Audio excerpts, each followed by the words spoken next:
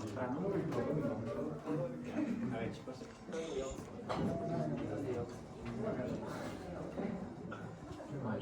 Vamos a revisar los tipos de crisis hiperglicémica que existen, ¿no? A la cabeza lo que es la cirrosis diabética. Tenemos el estado hiperosmolar, llamamos el estado hiperosmolar no cetóxico, y el cuadro mixto en todo caso, ¿no? Que abarca características de cetoacidosis diabética y el estado hiperosmolar. Y de lejos, la cetoacidosis diabética es lo más frecuente de crisis hiperglicémicas, ¿no? Es un reporte que se ha hecho en el hospital de Atlanta, con casi 1.211 pacientes hospitalizados. ¿No? De todos ellos se ve que, digamos, la forma mixta, que es la combinación de cetoacidosis diabética y estado hiperosmolar, son los que tienen mayor riesgo de mortalidad, es decir, la posibilidad de sobrevivencia cuando se tiene este tipo de compromiso tiene menos rango o probabilidad de sobrevivencia, ¿no? Igualmente, estas crisis hiperglicémicas se han visto que tienen pues mayor mortalidad, sobre todo por las complicaciones que suelen cursar cuando de algún modo se realiza el tratamiento de este mismo cuadro, ¿no? Ahí se reporta, por ejemplo, la presencia de hipocalemia o la presencia de hipoglicemia cuando se manejan este tipo de pacientes, donde se ha visto que tienen pues, mayores riesgos de mortalidad.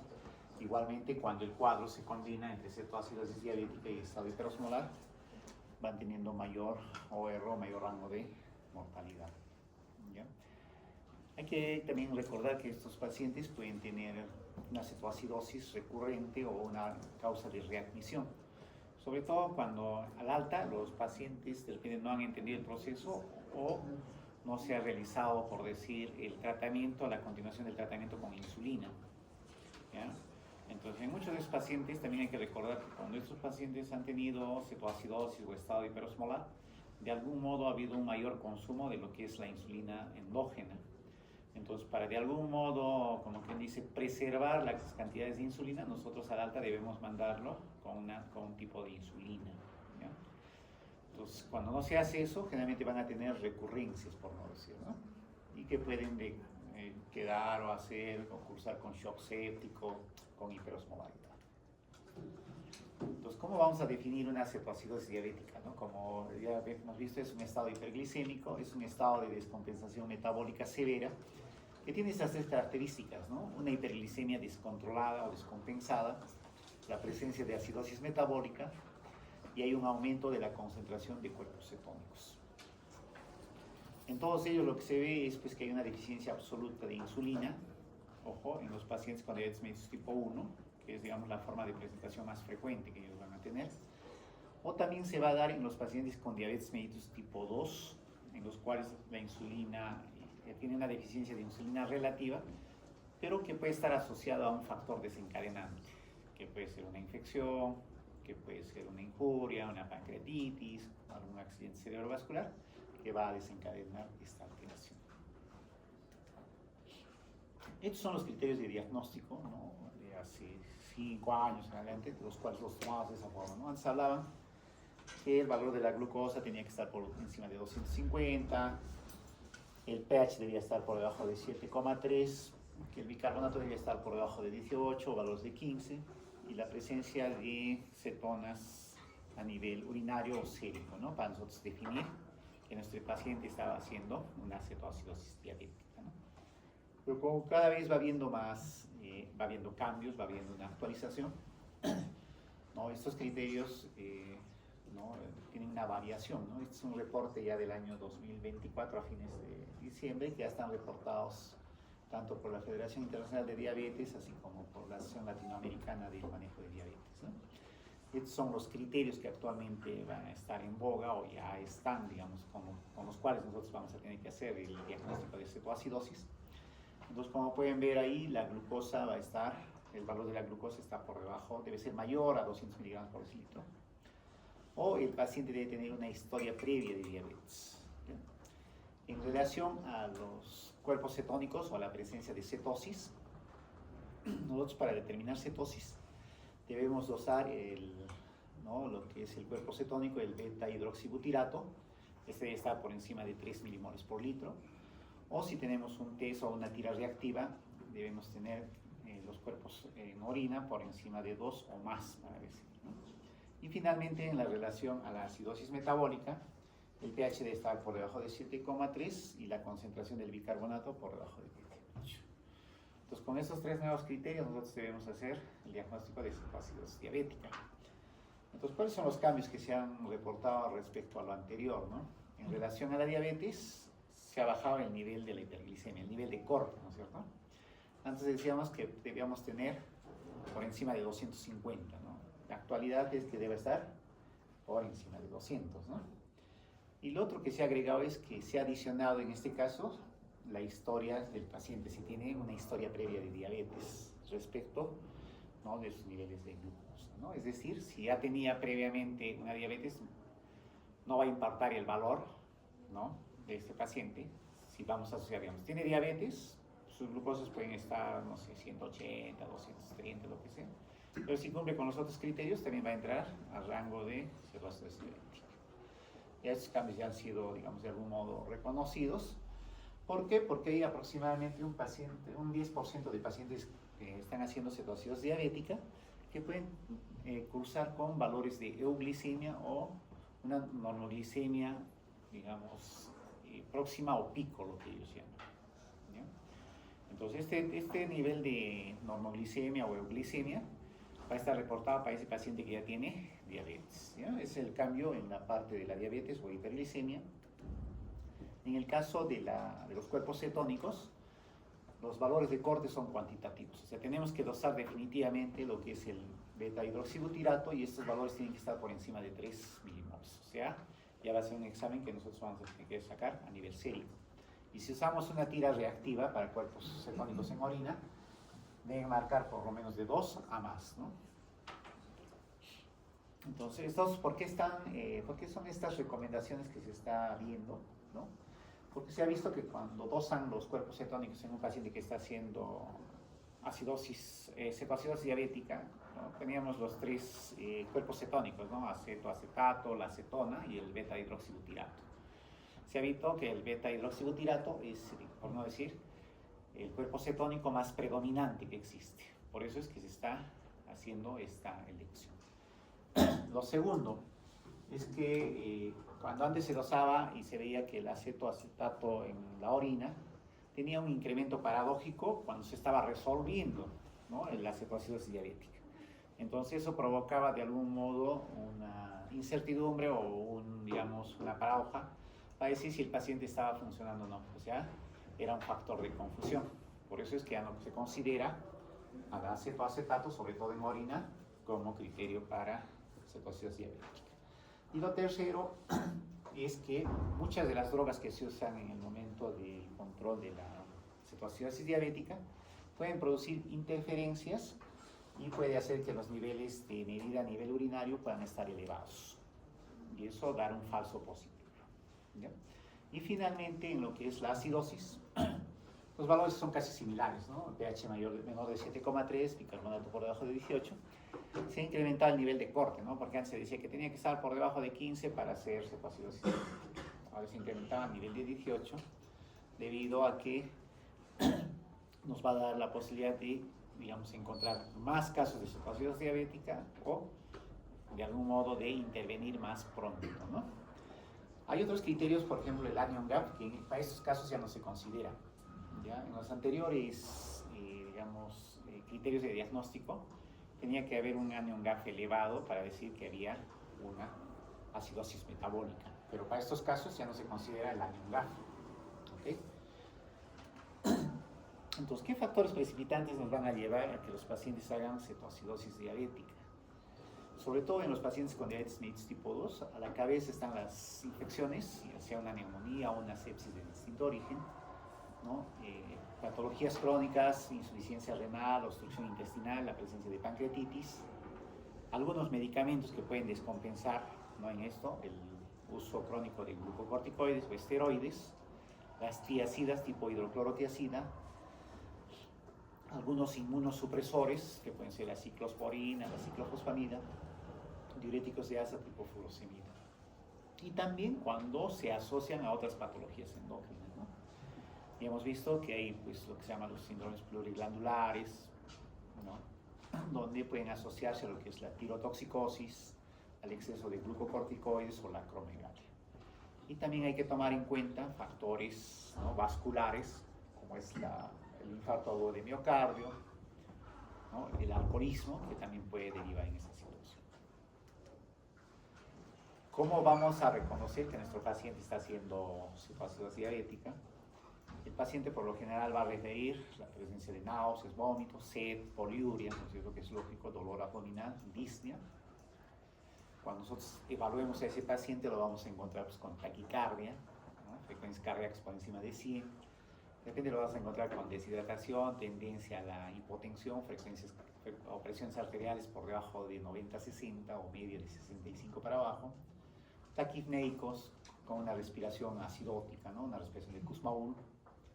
Pueden tener, de repente, dependiendo del cuadro que esté desencadenando, si por ejemplo es un abdomen agudo, es una pancreatitis o una apendicitis, dependerá del cuadro. Y en los casos más severos, ¿no?, de la cetoacidosis diabética, vamos a encontrar compromiso del sistema nervioso central, ¿no?, letargo, embotamiento, edema cerebral, o en algunos pacientes entran en coma. Y dentro de los sucesos desencadenantes, vamos a también encontrar o ver qué es lo que está usando.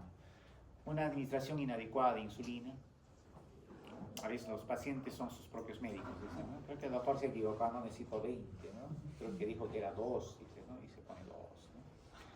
Entonces eso puede estar bien en un día, en 2 días, pero cuando va pasando 5, 7 días o 10 días, probablemente, como dice la procesión, va yendo por dentro, ¿no? Nuevamente las infecciones, los infartos, drogas, cocaína, el embarazo también es un factor desencadenante, ojo, para casos de cetosis, ¿no? Acá tenemos todos los factores precipitantes que nosotros podemos encontrar en la totalidad, de lejos, pero o la causa más frecuente van a ser, en primer lugar, las infecciones, cualquiera sea el tipo, y segundo, lo que son los errores o abandono de la administración del uso de la insulina. ¿Ya? Busquemos esas dos causas, ¿no? Puede haber las otras, pero las dos que estoy mencionando, las infecciones y el uso inadecuado o error en su administración de insulina, van a ser los más frecuentes, ¿no?, los factores más precipitantes. Esa es la fisiopatología en la cetoacidosis diabética, es decir, qué está yendo mal o por qué están desarrollando cetoacidosis diabética. Entonces, cuando hay déficit de insulina absoluto, ¿no?, como pasa en los pacientes con diabetes mellitus tipo 1, puede ser una forma de debut, ¿no? Ya habíamos dicho que los pacientes con diabetes tipo 1 debutan con cetoacidosis diabética y es cuando recién los reconocemos a este tipo de pacientes. Ya han sido reconocidos, están con su uso de insulina y ¿qué puede pasar? Omiten una dosis de insulina. De repente tendrían que ponerse en la mañana y para la tarde ya están con los síntomas de cetoacidosis diabética. Cuando el déficit de insulina es relativo, como sucede en los pacientes con diabetes mellitus tipo 2, cuando estos se asocian o cursan con una infección o una sepsis, también van a producir cetoacidosis diabética. Entonces, ¿qué va a darse en estos casos? Una disminución de entrada de la glucosa al interior de la célula, va a haber una disminución del gasto de la glucosa, entonces la mayor cantidad de glucosa que va a estar a nivel vascular y eso se va a traducir en hiperglicemia. Pero a su vez, cuando hay una deficiencia de insulina, que hemos dicho que va a haber un predominio de las hormonas contrarreguladoras, desde el glucagon, ¿no?, el ACTH, la hormona del crecimiento. ¿Y qué va a hacer este incremento de hormonas contrarreguladoras? Van a aumentar los procesos de glucogenólisis, mayor liberación de glucosa, mayor hiperglicemia. Va a haber un incremento de la proteálisis, aumento de los sustratos de neoglucogénesis, mayor hiperglicemia, aumento de la lipólisis, va a producir por un lado glicerol, esto ingresa como un sustrato de neoglucogénesis, mayor hiperglicemia, pero a su vez este aumento de la lipólisis va a producir mayor cantidad de ácidos grasos libres, y estos ácidos grasos libres son el sustrato para la formación de los cuerpos cetónicos. Estos cuerpos cetónicos a su vez van a llevar a acidosis, ¿no? Por otro lado, la hiperglicemia, ¿no?, cuando pasa a nivel de lo que es el sistema renal, ¿no?, o a la orina, va a haber un aumento de la glucosuria, ¿no es cierto? La glucosa, que va a hacer, va a arrastrar más agua Entonces va a haber un aumento de la diuresis, mayor deshidratación, aumento del ácido láctico, mayor cantidad de acidosis, ¿no? Entonces, es de esa forma como se van a producir las tres características, ¿no?, de cetoacidosis diabética, ¿no? Entonces, ¿esto por qué nos ayuda? O sea, ¿por qué debemos entender la fisiopatología de acá? Porque lo que vamos a ver es que el origen de todo esto es acá, ¿no? O hay insulina que nos está dando, o que hay una infección asociada a la insulina. Entonces, cuando nosotros vamos a hacer la corrección, por decir, si estamos en el paciente con diabetes mellitus tipo 1 que está sin infección, vamos a tener que darle insulina, ya sea por vía endovenosa, ¿no? ¿No? Y de esa forma vamos a ir, digamos, aminorando estos procesos, ¿no? Si hacemos que haya mayor entrada de glucosa al interior celular, va a haber menor gasto o mayor gasto de la glucosa y la hiperglicemia va a comenzar a compensar. Todos estos procesos que producen el incremento de hormonas contrarreguladoras, si nosotros damos una insulina exógena, vamos a tratar de equiparar, ¿no? Y al tener insulina, las hormonas contrarreguladoras también van a ir aminorando, ¿no? Y todos estos procesos que se están dando también van a aminorar, ¿ya? Pero para eso, ¿qué hay que hacer? Hay que dar soporte. Y si el caso es que se haya asociado este déficit de insulina a una infección, por si una infección urinaria, una neumonía, ¿qué vamos a asociar? Antibióticos, ¿no es cierto? Vamos a tratar de resolver la infección, ¿ok? Si el caso ha sido, por ejemplo, una apendicitis que está produciendo esta alteración, ¿qué vamos a hacer con ese paciente? A sala, ¿no es cierto? Va a entrar así, en esas condiciones, como están, a sala quirúrgica, se va a operar y después vamos a tratar de manejar la glucosa, ¿no? A veces siempre hablamos con los cirujanos, ¿no? Ellos dicen, primero controla la cetoacidosis diabética y después yo le entro a ese paciente, ¿no? Yo le digo, ¿no? Si no controlo el factor desencadenante que es esta apendicitis, ese paciente nunca va a salir de su cetoacidosis, ¿no? Y vamos a tener que ir al patólogo para decir de qué se ha muerto, ¿no? O cómo ha fallecido el paciente, ¿ya? Muy bien, espero que lo hayan entendido esta parte. En el caso del estado hiperosmolar no cetóxico, ¿no?, que es también una complicación frecuente, lo vamos a ver más frecuente en los pacientes con diabetes mellitus tipo 2, ¿ya? En estos casos, las características son casi similares al de la cetoacidosis diabética, ¿no? ¿Se parecen en qué? En la hiperglicemia, ¿ya? Pero en estos casos, la hiperglicemia es mucho más grave. Si habíamos hecho para cetoacidosis, el valor ahora es 200, en estos el valor va a ser mucho más alto, ¿no? 600 por decir. Si tenían una deshidratación leve o moderada en la cetoacidosis diabética, en estos pacientes con estado hiperosmolar, la deshidratación va a ser más severa, ¿ya? Y se van a caracterizar por este término, ¿no?, que se llama hiperosmolaridad. Es lógico, ¿no? Van perdiendo más líquido, el sodio se va concentrando más a nivel sérico. Si sacamos la fórmula de osmolaridad plasmática, ¿no? ¿Se acuerdan cómo era? Osmolaridad plasmática, dos sodios, glucosa, entre 18, ¿no? Entonces tú sacas eso y te va a dar tu valor de osmolaridad, ¿no? Si hacemos corrección, probablemente sea mucho más alto, ¿no? Entonces, estas van a ser las tres características para estado hiperosmolar. Por eso se llama estado hiperosmolar no cetóxico, ¿no? Hiperosmolar, osmolaridad alta, no cetóxico, porque no va a haber los cuerpos cetónicos o van a estar en un valor mínimo o indetectable. ¿Qué características tienen todos estos valores, ¿no? Glicemia mayor de 600, cuerpo cetónico negativo o levemente positivos, un pH arterial mayor de 7,3. Si para cetoacidosis diabéticas tenían que estar menor de 7,3, para estos son mayor de 7,3. La osmolaridad sérica efectiva mayor de 320.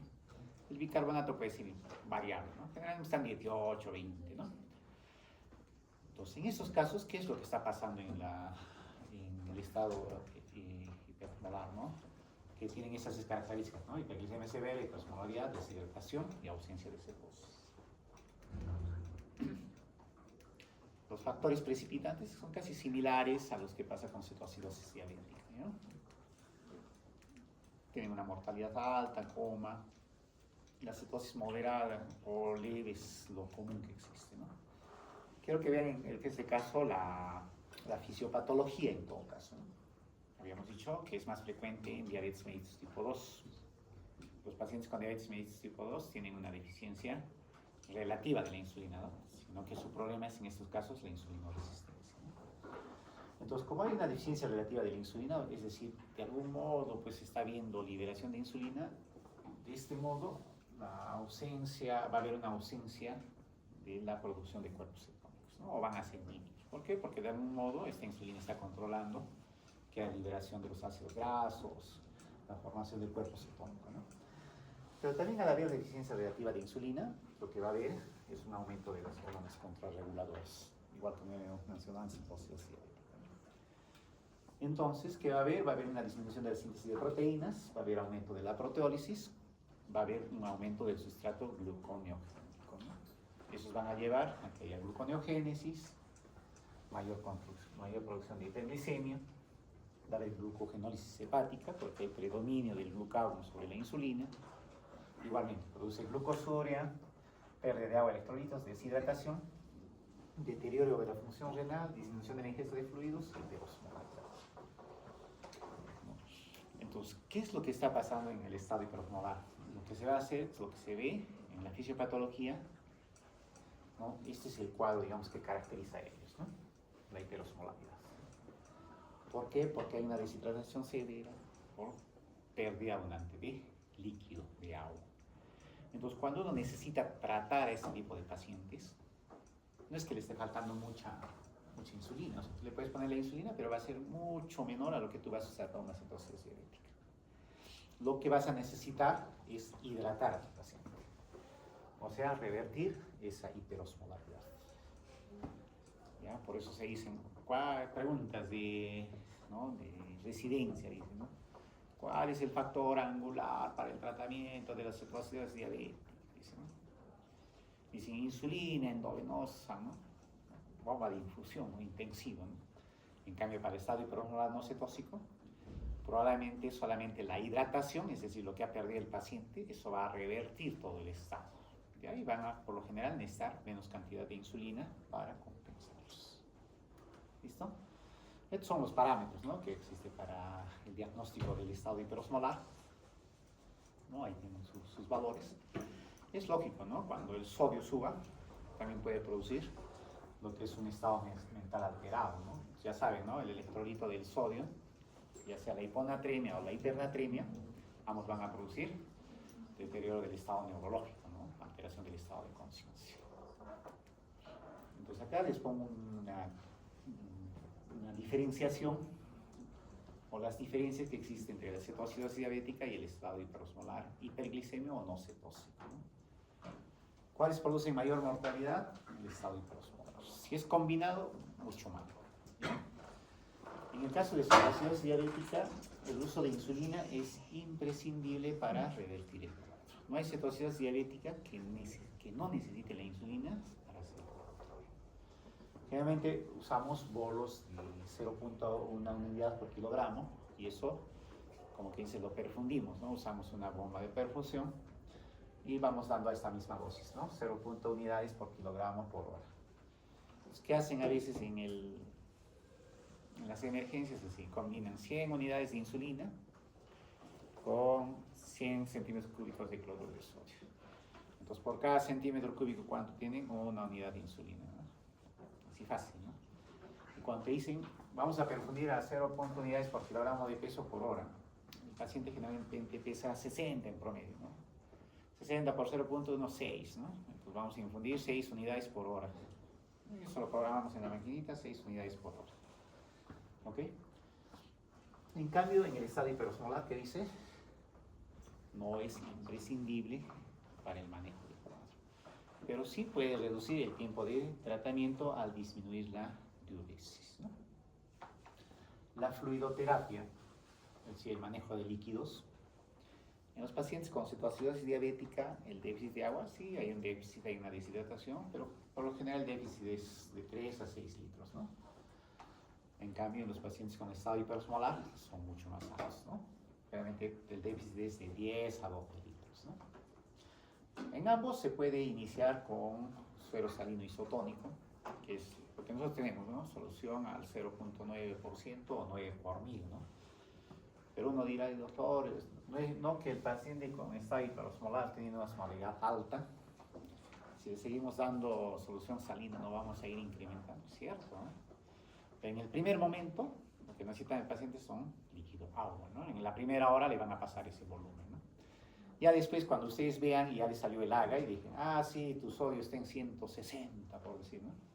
Entonces ustedes van a tener diferentes fórmulas para hidratar, ¿no? Seguro que ya en las prácticas los ven, ¿no? A veces usan agua destilada y a esa agua destilada le ponen una ampollita de cloruro de sodio, ¿no? Al 20%. ¿Ya? ¿Cuánto trae la ampolla de cloruro de sodio al 20%? ¿Cuántos miliequivalentes?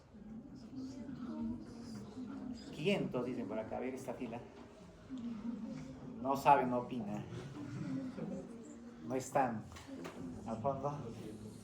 Acá han dicho 500. A ver.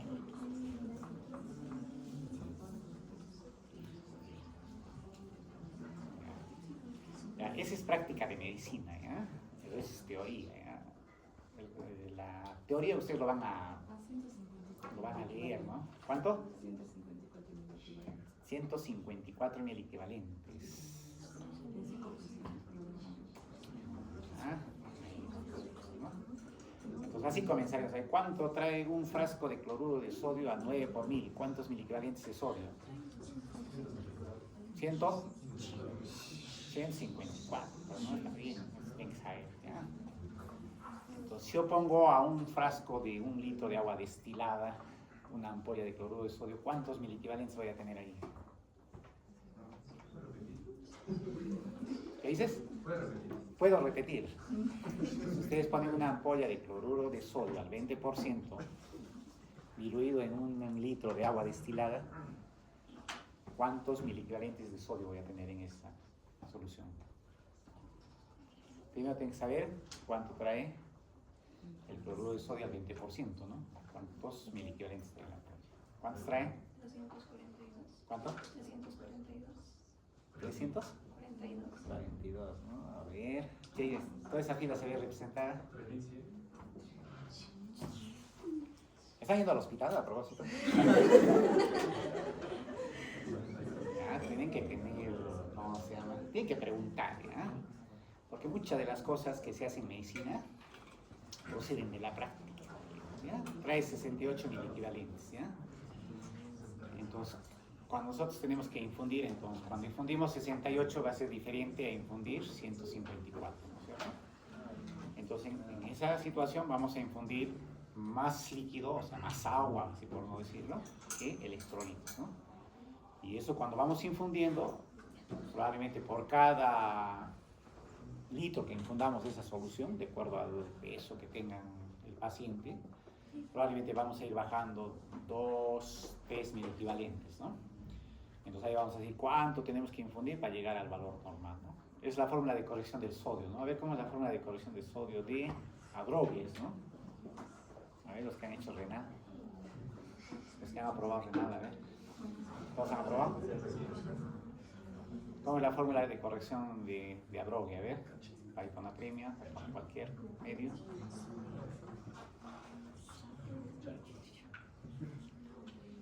Con el doctor, con el doctor Javier. Marco, ¿no? A ver, sodio.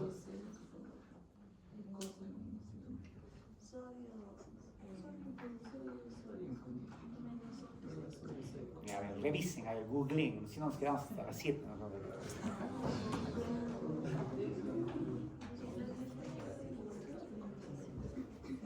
De agua total, ¿no? Sodio de la infusión, sodio del paciente, sobre 1 más agua corporal total. Está bien. Entonces, ustedes pueden corregir, ¿no? Pero tienen que saber pues cómo van a hacerlo. Si ahí dice, digamos, corrección de fórmula para hiponatremia o para hipernatremia, ¿no? Porque para los dos sirve la fórmula de Adrogues, ¿no? Entonces ustedes dicen el sodio de la infusión. Entonces uno dice, ¿qué pasa si yo infundo la solución al 9 por 1000?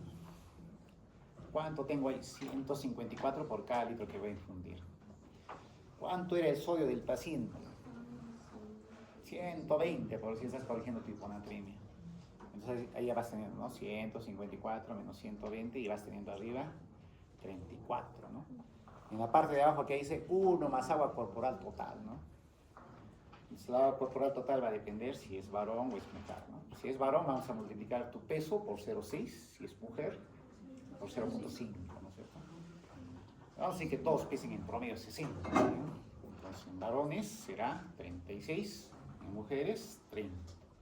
Le aumentan el unito que estamos hablando, 36 más 1, 37 y el otro 30, ¿no?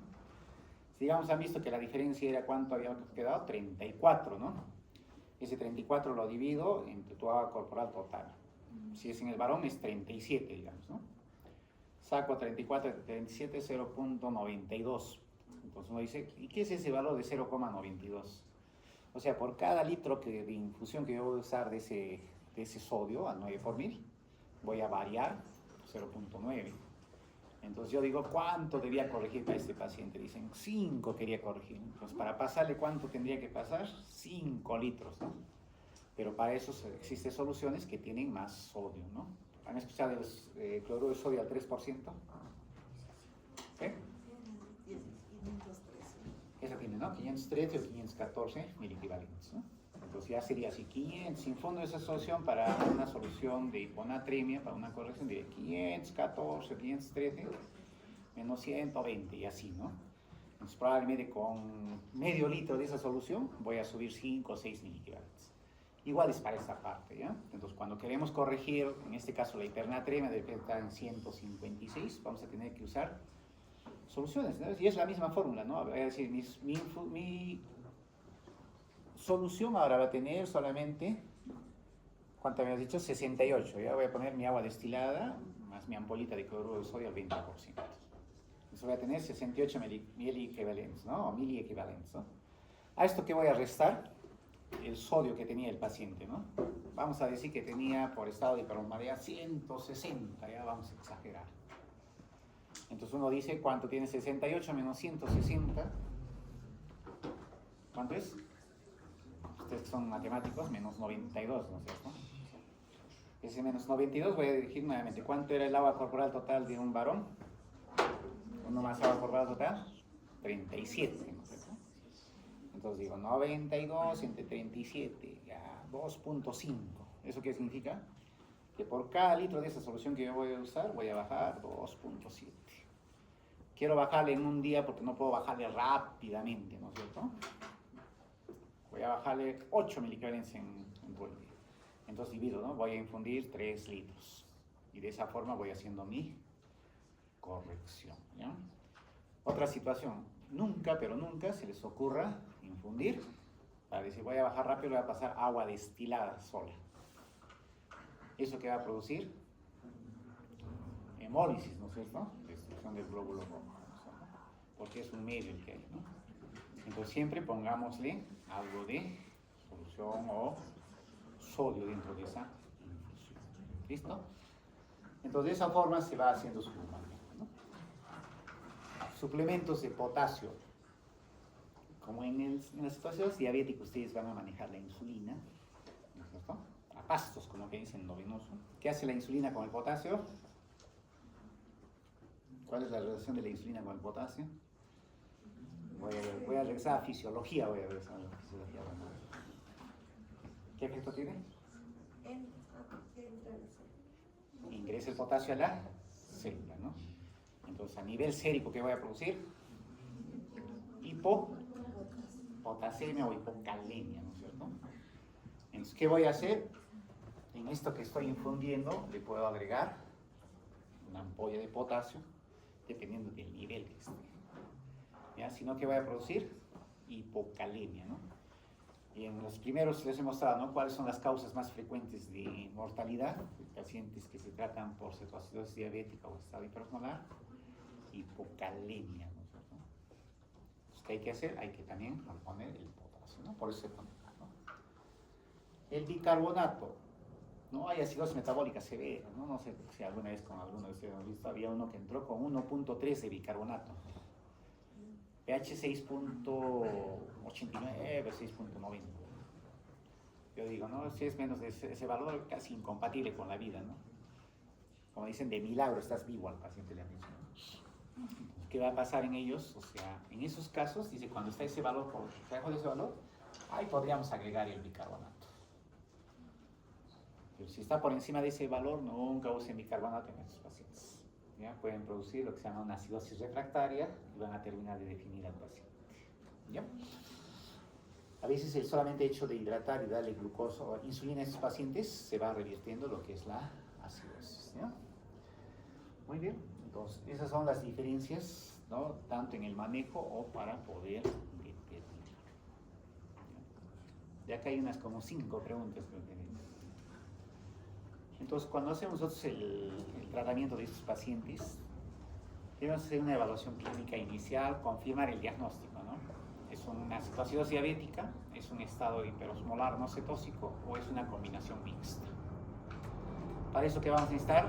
Laboratorio, ¿no? Agar, glucosa, dosaje del beta-hidroxihidrato. Y tenemos que establecer un plan de monitoreo. Es decir, yo comienzo con qué medicamentos voy a iniciar, a la hora qué tipo de control voy a hacer, qué exámenes voy a solicitar. El nivel establecido del cuidado y los recursos disponibles. Van a ver que no todos los hospitales, vamos a decir MINSA o de salud, tienen todos los recursos, por no decir, ¿no? En algunos, bueno, ahora felizmente los hospitales del MINSA tienen ya su aparato para dosar el AGA, ¿no es cierto? Para tomar AGA y electrolitos, ¿no? Si hablamos de hace 15 años o 20 años, teníamos que ir del hospital regional al seguro para que nos tomen nuestra muestra de glucosa, lo vean y el resultado, volver para ver, ¿no? Mientras eso ya había cambiado, ¿no? La situación interna del paciente, ¿no? Una hora atrasado, digamos, ¿no? Entonces eso también depende de dónde está, ¿no? El tratamiento inicial, ¿qué es lo que yo voy a considerar? Fluidos, hidratación, insulina endovenosa, corrección de electrolitos. El monitoreo del estado clínico, el volumen que estoy pasando en el paciente, cómo van los cuerpos cetónicos, el potasio, que es más fácil dosar por un AGA, ¿no es cierto? De ir tomando cada 2 horas, dependiendo de lo que necesite, los valores de glucosa. Otro paso es el tratamiento, ¿no? Hemos estado usando de repente insulina endovenosa en estos pacientes para revertir su cetoacidosis, pero no siempre van a usar pues, la terapia endovenosa, ¿no? De repente cuando ya van a ir a piso para hacer su control, vamos a pasarle a insulina de tipo subcutánea, ¿no? Vamos a pasarle de esa forma, ¿no? Y finalmente un plan de alta temprano que sea proactivo, que sea de algún modo correcto, ¿no? No mandemos a estos pacientes con su medicación anterior, ¿no? Todavía tomaba mi Hanumet, ¿no? ¿no? Mi Trayenta Duo, ¿no? Que son medicaciones por vía oral, ¿no? Eso lo usamos cuando los pacientes están compensados. Pero cuando han salido de un cuadro así agudo, tratemos de mandarlos con insulina de acuerdo a su requerimiento. Eso, como quien dice, va a hacer que ese páncreas de algún modo acumule mayores niveles de insulina y de algún modo puedan controlar adecuadamente su glicemia. Ya no les quiero enseñar esto, ¿ya? Pero eso es lo que normalmente se hace en una unidad de cuidado intensivo o intermedio para los pacientes con cetoacidosis, ¿no? Y tienen esos 3 fundamentos, ¿no? Fluidos, insulina y el potasio. ¿Ya? Un buen manejo de esto nos va a ayudar a la recuperación de nuestro paciente. Un desconocimiento de este manejo, como dice, vamos a definir al paciente, ¿no? No porque la cetoacidosis ha producido la mortalidad en el paciente, sino porque hemos hecho un mal manejo. Y todo esto se va anotando, ¿no? Es para que sepan que existen, digamos, estas guías para el manejo. No se asusten, no tienen que sabérselo de memoria. A veces hay que leerlo, para eso están ahora sus smartphones, ¿no? Agarran y ustedes, a ver, ¿qué voy a hacer en este momento? Listo, esto de acá. Pero ¿cómo se hace? Eso le van a preguntar a su asistente o a su docente, ¿no? Les va a ayudar, ¿ya? Entonces, son todas las complicaciones que tiene el tratamiento de las crisis hiperglicémicas. Sea cetoacidosis, estado hiperosmolar, hipoglicemia, ¿no? Si usamos insulina en exceso, nos vamos a ir al otro extremo, vamos a producir hipoglicemia. Si no corregimos a tiempo, convulsiones, coma y se muere el paciente, ¿no? Hipocalemia, ¿no? Estamos usando la insulina, no corregimos o no suplementamos el potasio, ¿no? ¿Qué va a hacer el paciente? Su paro cardíaco, ¿no? La acidosis metabólica con anion gap normal, lo llamada también la acidosis hiperclorémica, que es la que produce también bastante daño o refracción a algunos medicamentos que usamos. Trombosis, el paciente diabético tiene de por sí un factor protrombótico procoagulante. Encima lo tenemos ¿en qué? echado, ¿no? Descansado en ese momento, estamos pasando soluciones. Se tiene alto riesgo de hacer una trombosis, que al final derive pues una tromboembolia pulmonar. Entonces, ¿qué hay que hacer? Enoxaparina a ese pacientito, ¿no? Para evitar edema cerebral, ¿no? A veces nos ponemos pues a ser muy radicales en su hidratación. En vez de pasarle de repente 15 centímetros cúbicos por kilogramo de peso por hora, es decir, 1 litro por hora, agarramos y le pasamos 2, 3, ¿no? Depende de la solución que pasemos, ¿no? Pasamos una solución hiposmolar, muy hiposmolar, edema cerebral, paciente se muere. O pueden producir un síndrome de desmineralización osmótica, ¿no? Cuando comienzan a corregir de forma rápida. Injuria renal aguda, sí, también, ¿no? Ese paciente que está deshidratado ya está haciendo de algún modo, ¿qué?